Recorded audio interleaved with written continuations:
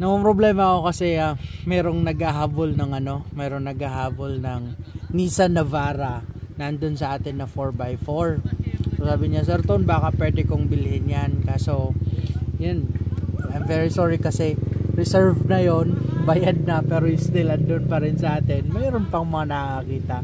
Pero di bale, ito baka sakaling magustuhan mo. Yun nga lang, hindi ito 4x4. Pero, malay mo, pwede mo po ito silipin. So, this is 2019 Nissan Navara 4x2 automatic transmission. Very premium din naman yung dating. Saka syempre, pag binata din yung pag binata din yung forma niya, black, napakaganda pa ng paint niya, napakaganda pa ng exterior niya.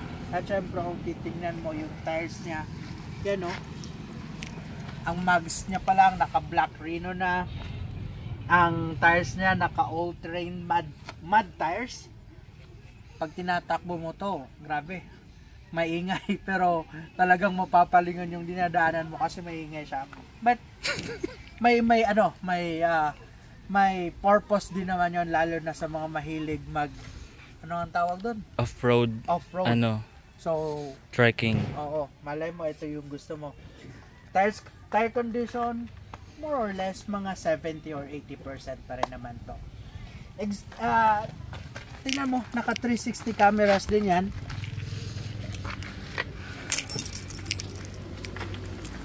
Tinatago na naman ang susi. Nandiyan, tinatago na sa bulsa.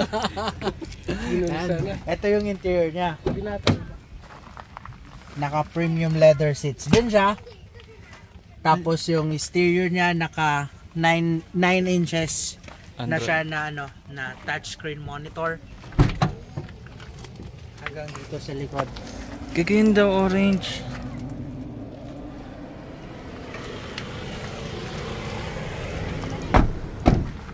O ito, kung gusto mo agad puntahan, pwede mo ito silipin, pwede mo i-test drive, pwede mo ma-check ang unit. Kami nang bahala kung paano pa namin to papagandahin, kung paano pa namin to mas i-improve na Nissan Calibra. Basta pag-usapan na lang natin, i-message mo kami, tawagan mo kami kung magkano yung offer mo dito sa Nissan Navara.